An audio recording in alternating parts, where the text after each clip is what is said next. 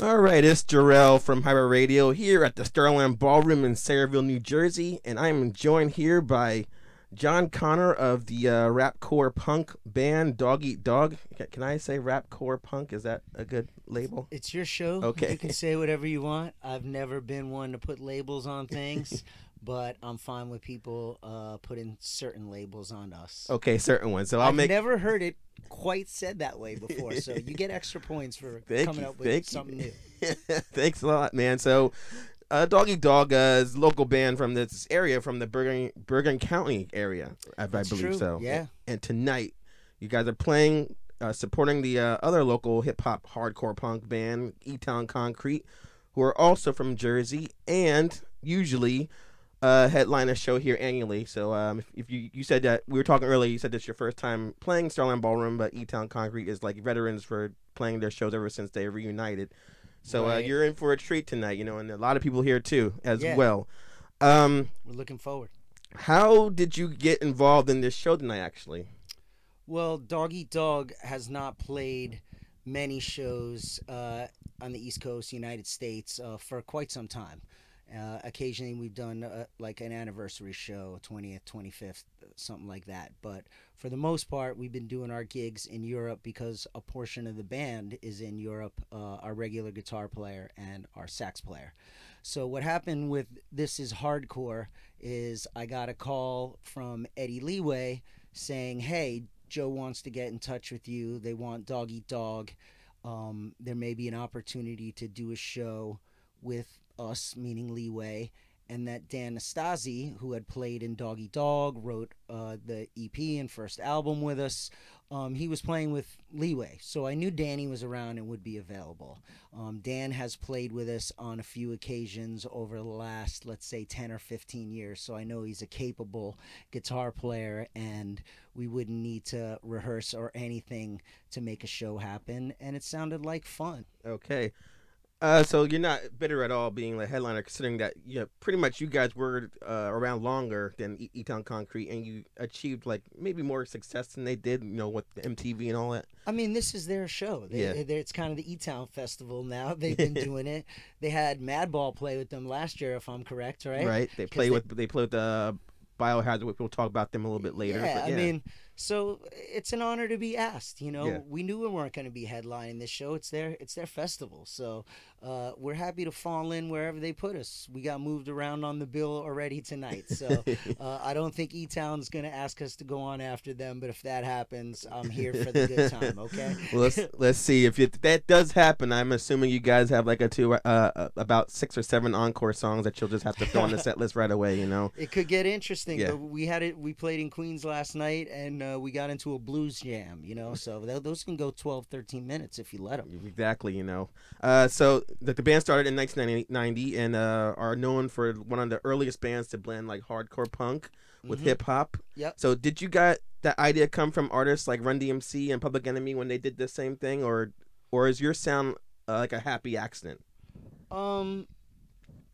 Well, of course, we were aware of the Walk This Way and the Anthrax and PE stuff. We were fans of that, but in my personal view, I always thought that those things seemed a little forced. I love that people love it, and I get why they did it, but it wasn't until I heard Urban Dance Squad where I said, okay, this is actually what it is to be an organic project without borders and without genres, just sampling and beats and some hard rock riffs and some live drums and an MC, Right.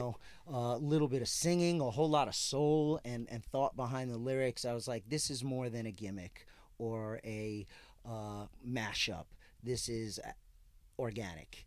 And that blew my mind. I heard that in like 1989, 88, 89. I heard Mental Floss from the Globe. I was on tour with Mucky Pup in Europe, and we heard that, and like we just listened to that tape over and over in the van. It had a huge impact on me, and that's when I was like, okay, this is what a real crossover band sounds like. Awesome. So you guys are hearing some artists he's dropping on. You guys start picking those up right away. So John's lyrical flow and the band's hardcore sound remind me of like a cross between like like the Beastie Boys and H2O, which you guys are saying more organic. But imagine those two got together and made like or those two bands got together and made a sound that Wow, was so good as like that. that sounds like fun. Yeah, yeah. But the debut album All Borough Kings had like when I listened to that, it kind of reminded me, if you don't mind me comparing Doggy Dog to the Arizona band Funk Junkies. Sure. Yeah. Which they started in 1990. So Yeah. have you ever toured with them as well? No, but I'm aware of them. I know they were connected over some years with 311, who we Yeah. also know. We've toured with 311 and various bands, but I know who the Funk Junkies are. I didn't have that much exposure to them because they didn't play in the East for some reason that Yeah. much, or maybe when they did, I was already touring. But yeah, I mean, we fall into a pack of bands that all decided to blend genres and go in different directions. And, besides obviously what I just talked about, Urban Dance Squad, but the Beastie Boys you mentioned, I mean, that's a huge influence just on what those guys did and what they created. A unique sound, a unique flow, and also the way that they had changed over time. The first album was like frat party rock, Right. Yeah. and then Paul's Boutique got a little bit more playful and abstract, and With they the really sampling, changed yeah, into socially conscious, and they grew up a little bit, and Yeah. that's okay. And if you're gonna stick around for 20, 30 years, you should go through some changes. So yeah, we definitely look to Beasties as an inspiration for sure. Many Right. ways. So we've been talking a little bit about rap rock, and we mentioned earlier about Biohazard. So the story with them is Billy from the band was the one that you gave your demo to, and then he gave it to Roadrunner Records, and that helped you guys get signed. What was Billy's like initial reaction when he first like heard your demo or saw you guys live? Did he love you right away? Well, this is an accurate story, and retold in the media many times before. But the deeper thing was that Billy and Biohazard were friends with Mucky Pup, and Dave and Sean were playing with Mucky Pup. I was around them as a kind of roadie and party starter dude.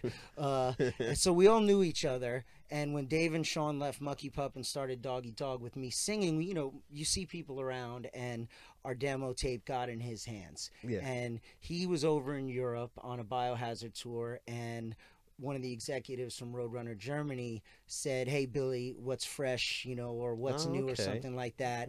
Or Billy had our demo and said, "You got to hear this. You got to sign this band."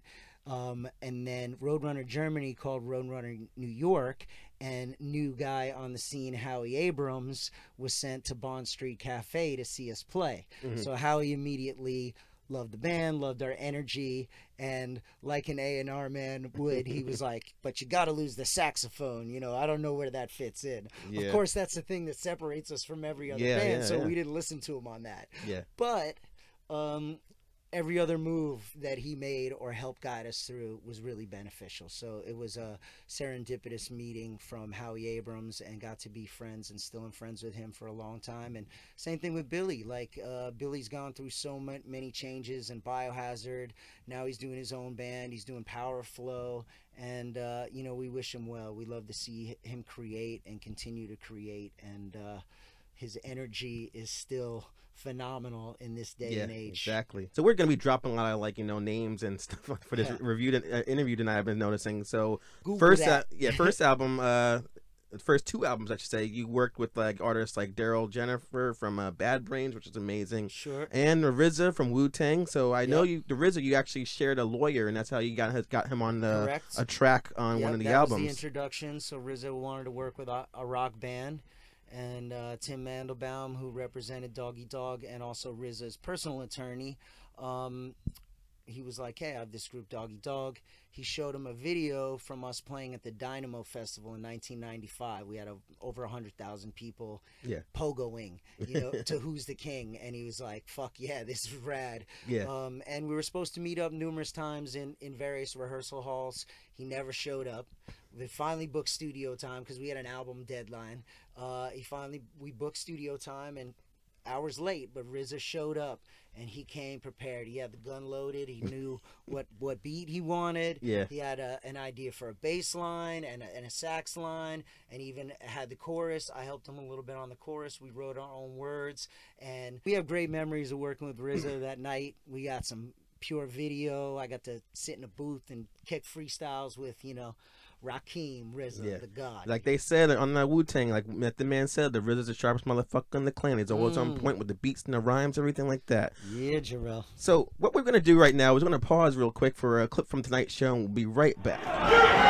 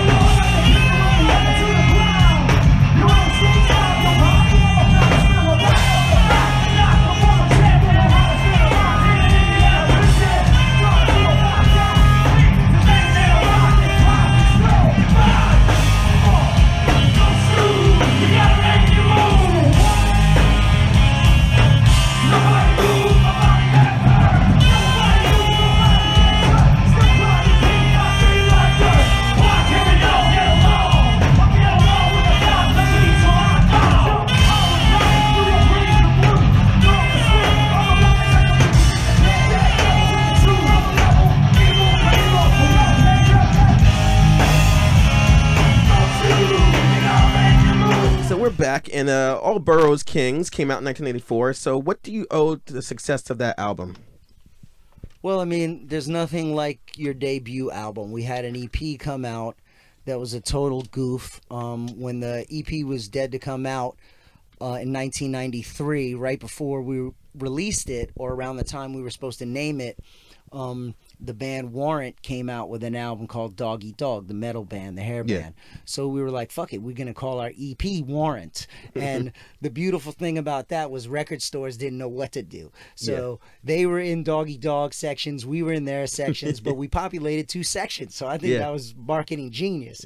Apparently we were a brand new band. They weren't that happy about it, but we had a lot of fun with it. And yeah, man, getting into the 90s, the early 90s, and, you know, making records, it was an interesting time. You know, it was exciting for us, that's for sure. So that's what made that album take out off pretty well from all the marketing. But I think really what the marketing thing was that single you put out, No Fronts, did very well, and was featured on the animated television show Beavis and Butthead. If you probably don't remember, but come on, you remember? Okay, how can I forget about being on Beavis and Butthead? Okay, because if you guys, do you remember that they called you guys a bunch of butt munches who make music for snowboarders who drink 40 ounces of hot chocolate? So if skiers, they didn't even know what it was. They called it skiing. And it was snowboarding. Yeah. All right. So if they're listening, ahead of the curve we were. If they're listening right now, what would you say to them? Thank you for featuring us. Thank you for that cultural moment. Trust me, the first time I ever saw that come on, I knew that it was in the rotation, but I hadn't seen it yet. Yeah. And I was up in Vermont with a bunch of homies and girls, you know, our friends. We were all partying, having a great time. And it was New Year's Day after a long-ass New Year's party, and everyone was finally up, and we're just kind of sitting around the TV and, you know, passing some blunts around, and, like, we were on TV on Beavis and Butthead. And, like, you know, just that No Fronts video had a lot of crew. Right. Like, we filmed it at a pipeline show. You know, a bunch of people showed up. We did a house party as well. We went snowboarding at Hunt the Mountain. So, you know, to see it on TV and to be with the people that are in the video in the background and band members and everything, it was just like, wow. Like, that was a heavy cultural moment. It was like almost even more overwhelming, like, or mind-blowing than winning an MTV award in Europe. Yeah. But there's also backlash to that. You know what I mean? When you start in hardcore clubs and, you know, next thing you know, you're in rotation and you're spinning around as much as Madonna and Michael Jackson and stuff like that, there's a portion of your fan base that's just over you. And that's natural. I get it, you know. I've seen it happen with bands that I like. I've seen friends of mine that are super into one band and then they get too big and it's like, oh, you know, I can't fuck with them anymore. And it's like, I get it. So we dealt with that. The ups and the downs, you know, but we're still here, we're surviving, and without Allboro Kings, you know, there wouldn't be no story. I mean, you've been all over, pretty much all over the globe, so that's like a big deal, man. Yeah. So you were saying before, like you were the only band, the A&R guy wanted to drop the saxophone. But I wanted to ask you about that. What was the idea of putting saxophone in your sound in the first place? It happened in an organic way. Like one of the first batches of songs we wrote, maybe the first 5 or 6 songs, one of the songs that made it to Allboro Kings was called the Strip Song. And, you know, it's like, you know, it had to have a sax. So one of the homies, you know, a skateboarder, whatever, was like, yeah, I played sax, you know, in grammar school and high school. I can do it. And he played it, and we played it rather poorly. And then we started doing shows, and he was playing it, but, you know, mixed. And he was like, I'm not really a sax player. So a buddy was like, hey, this dude Scott is. And then Scott came over, and he like was like, cool. And we're like, let's fuck with this a little bit. Yeah. But like the sax line in No Fronts, I wrote that. Like I hummed it to him. Like Who's the King was maybe Danny or somebody hummed it to him. So it was pretty organic. We were like, hey, this is something, because we love like Fishbone, you know, groups that were, but Red Hot Chili Peppers had a little sax in it. You know, we were fucking with ska and things like that. Sax was an instrument that we knew could grab your ear and was soulful and also fun. You know, it gave us something that nobody else had. It wasn't like we were actively searching for a gimmick, but when something unique was presented to us, we recognized it, I think. Yeah. Next album came out, Play Games. It had the alternative funk rock sound to it, akin to like bands like Faith No More or the group The Urge. I don't know if you heard of them before, but they kind of have horns in their rock music. So what was the initial reaction from the fans when it was released? You were saying before that you had some backlash. Was that the moment it happened? No, it was actually later. Okay. Yeah, I would think it was around that period, though, because by that point we were already, you know, MTV stars. So you're not going back right away. Trust me. Yeah. You know, you got to incubate before the underground wants you back. So we were riding there. Like the videos were on MTV. That was when we were really capitalizing on the touring and going to 45, 46 countries around the world in a course of a year and a half. And for us, it wasn't like we just wanted to expand what we did. Like we had 2 years to write Allboro Kings, and maybe even longer, and we had maybe 6 or 8 months to get Play Games together, and we were writing a little bit on the road, but at the pace that we were going with Allboro Kings was pretty fast and getting big. The stakes were getting higher and higher. So we knew that we had to make a record. People already said, you guys got to make a record. And at that time, we also suffered for not having that much experience in the studio and stuff like that. We knew what we wanted to hear, but we couldn't always get it out and express it. For me, it wasn't until the album after Amped where I really learned how to sing and find my voice in the studio and find my ears in the studio. And that was a tough process, but I'm glad I went through it. So when we were going to make Play Games, it was like Danny Nastasi had come in and rode with us a little bit. You know, we had open minds. Like the song Games, you know, when you ask Ronnie James Dio to come sing on your record and he says yes, you know, when RZA from Wu-Tang wants to fuck with you, it's like, okay, yeah. Like, I'll never forget, after that, while we were touring for that, we were in the UK, and our manager had hooked us up with Joe Strummer. And, like, Joe Strummer left me a voicemail at my hotel in London and was like, hey, Strummer, like, give us a ring, you know? And I called him back, and it was like, his wife's like, oh, yeah, Joe's just down the pub, like, you know, you guys will talk later or something like that. And I never never got the chance, but he was like down for writing a song with us. You know, imagine how cool that would have been to say like, yo, we had RZA, JMJ, Jam Master Jay doing a remix with us, Ronnie Dio, fucking Joe Strummer. Joe Strummer, yeah. Yeah, it's a shame. Yeah. Well, you were mentioning AMP, and then the album after that, Walk With Me, Yep. they weren't released in the U.S. for some reason. And I guess one reason I'm thinking is because the band was more successful outside America, as you were saying. Well, yeah, I mean, at that point, AMP was on Roadrunner still. Yeah. But we had such a fractured relationship with Roadrunner Europe that we knew when that record came out, we had the option to sub-license it in the States. And we were thinking, hey, you know, we got some MTV hits, like we've got a good product here that's already done. We like a US label, and there were labels that were interested in, but they wanted to buy out the whole thing, or they wanted to have the whole thing, and Roadrunner wouldn't capitulate. Yeah. We had to fire our manager while we were making the record for stealing from us, stealing some of the fucking recording budget. So that'll tell you where his head was at and where we were in a business state of mind. And as soon as the record came out, we got a new manager, and he said, I need you off this label immediately. So it was like a dead baby in the water, you know what I mean? We spent a lot of time and effort making Amped, and there it was, you know, not getting promoted, breakup with the label, and within a year, breakup of that manager. And slowly but surely, we hooked up with a new agent, doing a little bit of management, but mostly just gigs. And he got us inspired, got us into a studio, and it was awesome making the Walk With Me record. Unfortunately, we lost our founding member and brother, Sean Kilkenny, guitar player, due to some personal issues. But even that, we managed to get through and get stronger, and we're continuing on. I don't know if you're aware, we made an EP last year that we self-released. Yeah. And then we have, it's actually coming out worldwide at the end of this month with some bonus material on it, and we're working towards a new album as well. Okay, great. Yeah. So you said the festivals, right? So you're touring the festivals to large, like, you know, crowds, huge. Then you come back to America, and then you play the smaller gigs. Was that ever weird to you? Like you're bigger outside of your own country? Weird in a sense that maybe people ask about it. Yeah. Okay. It's easy to say, hey, we get better promotion over there. That's why we're bigger there. Okay. That's probably what it was. Yeah. Okay. I mean, the United States is a massive territory. Mm. Roadrunner at the time had never broken an act like Doggy Dog before.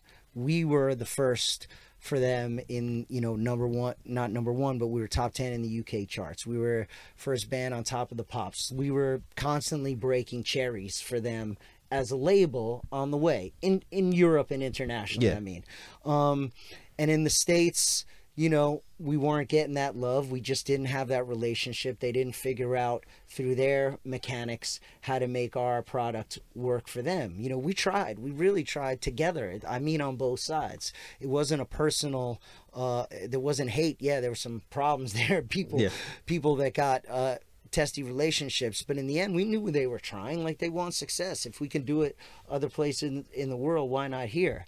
At the same token, you know, this is before cell phones, camera phones. This is before much internet or anything. So it's really nice to be able to, let's say, be a star and recognizable on the street when you go on tour in Europe and whatnot. But then you come home and, you know, people just know you maybe from the hardcore scene or whatever. And that's kind of it. Like, you know, for the most part, having anonymity and peace is a very valuable thing, especially in this day and age. Yeah. All right, so we're going to go do another clip, and we'll be right back after this. Time since we played in New Jersey. Last time was in Teaneck. Everybody say hello to New Milford's native son, Mr. Dan Nastasi. What? You can hear his excellent playing on the new leeway. He's just subbing with Doggy Dog today. This one is from Allboro Kings who wants to pull my finger.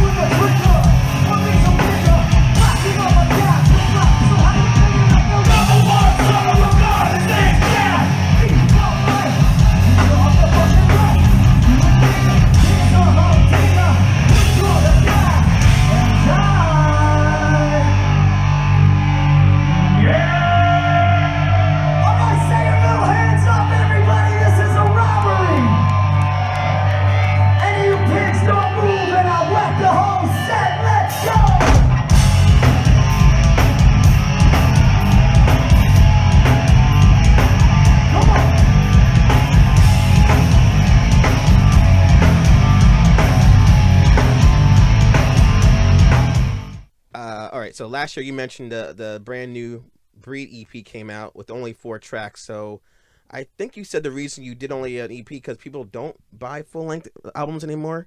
So now that you actually are saying that you're actually going to put out an album, are you going back on that? Because you think that maybe things are going to change? No. No. I'm doing an album because that's what our contract would like. You know, when we signed our deal, we signed a deal with Metalville, and they're like, hey, you guys, we're basically going to act like a licensing company. You make your record, you make your product, you do what you want to do creatively, sound, look, everything, and we'll just help get it out for you. And that's a beautiful situation to be in. Really fair deal. You know, our prior deals with Roadrunner and our renegotiation, I mean, that, you know, thick stacks of paper. Our deal with Metalville was like maybe 8 sheets of paper. I love that. It's like, get to the point, be honest here, transparency, and we got a deal. You know what I mean? So they want a record. Yeah. But my belief is, if I'm doing it, if I'm a new band, or if I'm guiding bands, I would tell them to release 4 songs a year, maybe with B-sides. So like, you know, 4 singles a year, something like that. You can adequately tour 3 times in a year, like three tour periods, and then take a quarter of the year off, like get away from each other, you know, maybe write or do demos or something. But downtime, recovery time is as important, I think, for artists as it is athletes. Even, you know, you're out here, those guys, they don't play games every day. Like, this is when you're on tour and you're doing an hour, like we do an hour and 20-minute, hour and 15-minute show in Europe most of the time, and you know, you get exhausted from that. We're not doing seven days in a row like we did in our 20s. You know, we're doing maybe 5, maybe 6, but we always get recovery. You know, it's important. Okay. So now, with all the issues of intolerance and xenophobia that are growing with this current administration, do you feel like your older songs like Isms and It's Like That are more important and relevant now than before?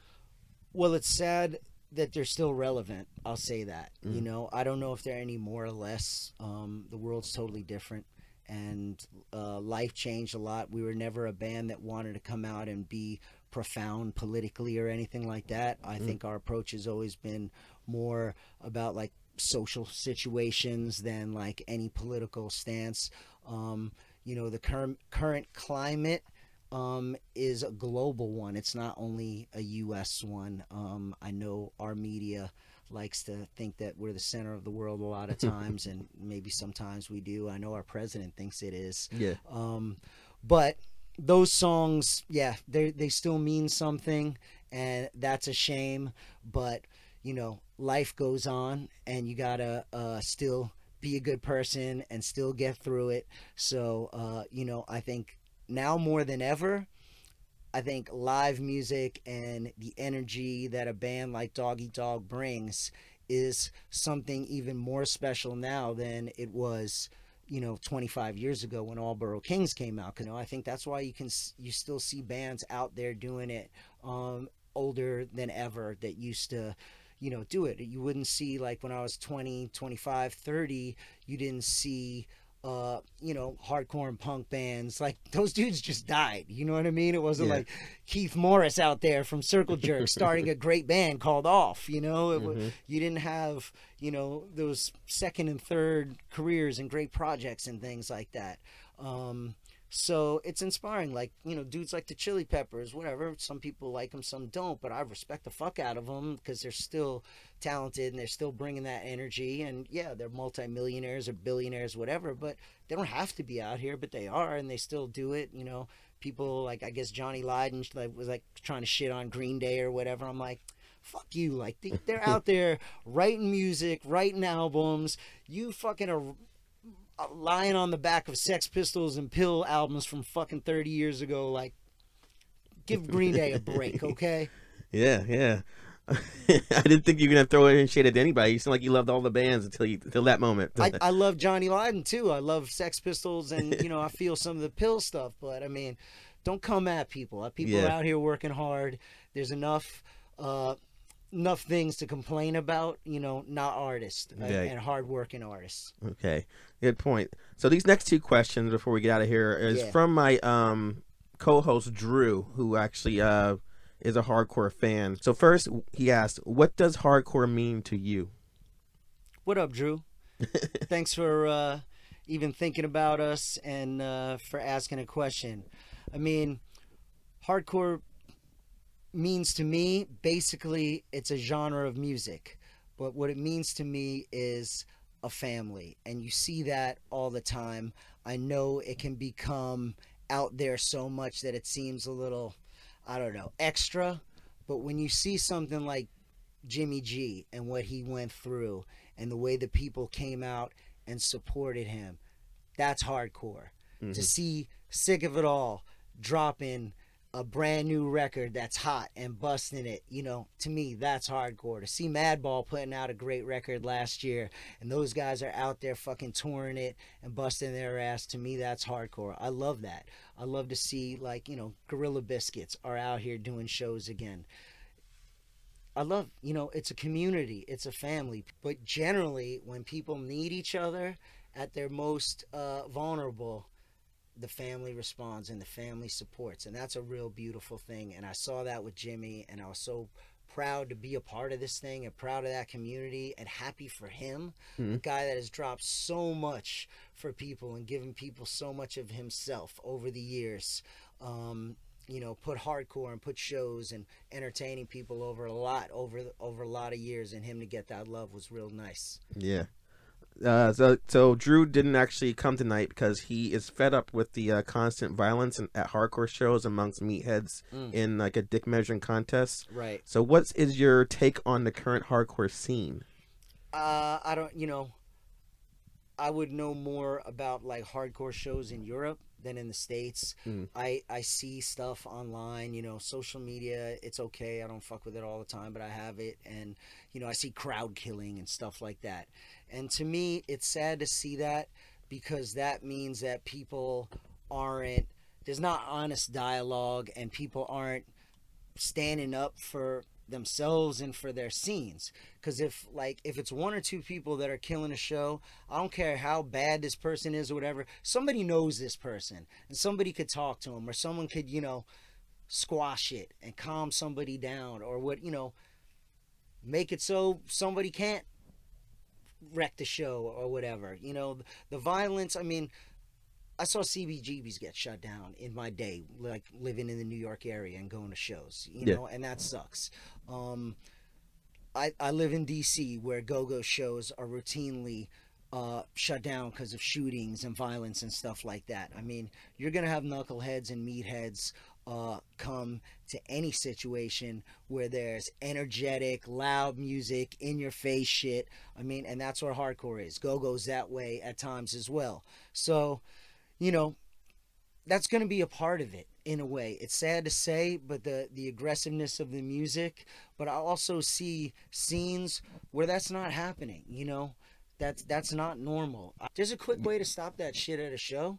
You know, if someone's being a fuckhead at our show for some reason, it rarely or never happens, but if they are, it's like, we'll stop playing and be like, what's going on here? Like, this isn't the type of environment we foster. We want people to have fun.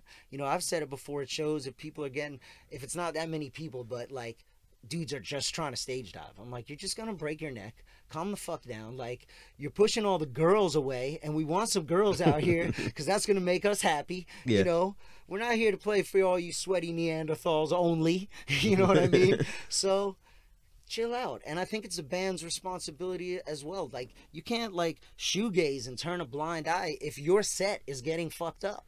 Yeah. So, all right. So when we end these shows, the interviews, we normally ask a hypothetical question. Okay. And since you're named after the after the kid from the futuristic sci-fi Terminator films, which I'm sure you've heard that so many times, and he's named after me. Yes. So this is the question I have for you. If someone gave you an envelope with the date of your death inside, would you open it? Whoa. Today I would say no. Okay. You know, there may be an answer another time, but, you know, wasn't expecting that question. It's pretty deep, you know, pushing 50. So there's a little bit of introspection and retrospection going on. But I also have so much to be thankful for. And I feel like I'm in pretty good health and spirits most of the time. So yeah, I wouldn't want to know right now. Right. Yeah. I really agree. wouldn't. I believe in the philosophy of, live your life every day. But if I had that date looming over me, no, I know for sure. I can't say that I would want that. Good answer. I see we're running out of time. So how can people get in touch with you and in website and everything like that? Yeah, Doggy Dog Official. We have a website. It's predominantly just the brand new breed stuff because we self-released it. We've got the Doggy Dog Official YouTube channel, Doggy Dog Official Facebook and Instagram. We're not doing Snapchat or anything like that. Okay, no MySpace either, huh? No, MySpace, we let that Hotmail. go dormant. Hey, I still got Hotmail. Okay. You saw my email. You know how I roll, Jarrell. Yes, yeah. All right, so I want to thank you for coming out tonight to this interview, and also, so you guys should check out Dog Eat Dog. They're a fantastic band. They're pioneers of the scene, so make sure you check out their shows when they come around your town. Thanks for listening tonight, and this is Jarrell from Hybrid Radio saying, keep the music scene alive and go to a show. Take care. Bye-bye. Thank you, Jarrell.